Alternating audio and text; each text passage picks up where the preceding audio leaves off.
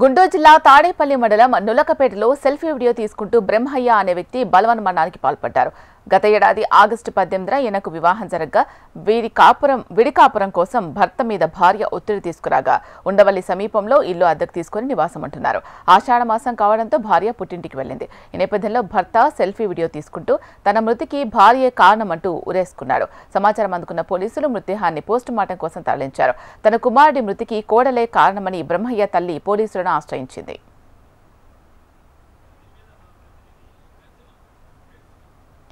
దీనికి సంబంధించి మరింత సమాచారం మా ప్రతినిధి నరసింహ అందిస్తారు. నరసింహ, చెప్పండి, బ్రహ్మయ్య సూసైడ్ చేసుకుంటూ సెల్ఫీ వీడియో తీసుకున్నట్టుగా తెలుస్తోంది. ఏం చెప్పారు దాంట్లో? గుంటూరు జిల్లా మంగళగిరి నియోజకవర్గం తాడేపల్లి మండలం నులకపేటలో విషాదం చోటు చేసుకుంది. ఇందులో భాగంగా మనం చెప్పుకుంటే నులకపేట గ్రామానికి చెందినటువంటి బ్రహ్మయ్య ఎవరైతే ఉన్నారో మోహన్ కౌశల్ అనే ఆమెతో వివాహం ఉంది.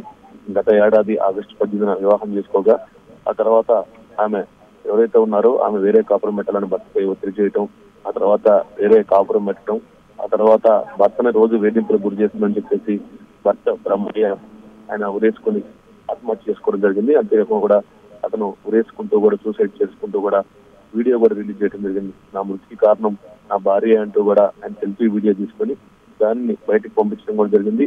అంతేకాకుండా కూడా ఆషాఢ మాసం కావడం తమ పుట్టింటికి వెళ్ళింది. అక్కడ నుండి కూడా ఫోన్ లో మాట్లాడుతూ తనను టార్చర్ చేస్తుంది, ఇబ్బందులు గురి చేస్తుందని చెప్పేసి కూడా ఎవరైతే ఉన్నారో వాళ్ళ తల్లి ఆరోపణ చేస్తుంది. మరోవైపు ఆమె ఇప్పటికే తాడేపల్లి పోలీసులకు ఫిర్యాదు చేసింది. వాళ్ళు కేసు నమోదు చేసి దర్యాప్తు చేస్తున్నారు. అంటే కనీసం ఏడాది కాకముందే అతను చనిపోవడం కానీ, అంతేకాకుండా కూడా భార్య టార్చర్ పెట్టిందని చెప్పేసి వాళ్ళ తల్లి ఆరోపణలు కూడా చేస్తుంది. మొత్తానికి మనం చూస్తే మాత్రం ఒక సెల్ఫీ వీడియో తీసుకుని కూడా సూసైడ్ చేసుకోవడం జరిగింది. పోలీసులు కేసు నమోదు చేసి దర్యాప్తు చేస్తున్నారు. దీనికి సంబంధించి బ్రహ్మయ్య భార్య ఏం చెప్తోంది? కుటుంబ సభ్యులు ఏమంటున్నారు? బాధితుడి తల్లి ఏం డిమాండ్ చేస్తోంది? ప్రస్తుతానికైతే ఎవరైతే ఉన్నారో వాళ్ళ తల్లి మాత్రమే మీడియాతో మాట్లాడడం జరిగింది. పోలీసులకి వచ్చి ఫిర్యాదు చేయడం జరిగింది. అంతేకాకుండా పోస్ట్ మార్టం నిమిత్తం డెడ్ బాడీని ప్రభుత్వ ఆసుపత్రిలో ఉంచారు. శవ పంచనామం చేసిన తర్వాత బాడీని అప్పగిస్తారు. ఆ తర్వాత పోలీసులు దీనిపై విచారించి వాళ్ళు చర్యలు తీసుకునే అవకాశాలు అయితే కనిపిస్తున్నాయి. Right, thank you Narasimha.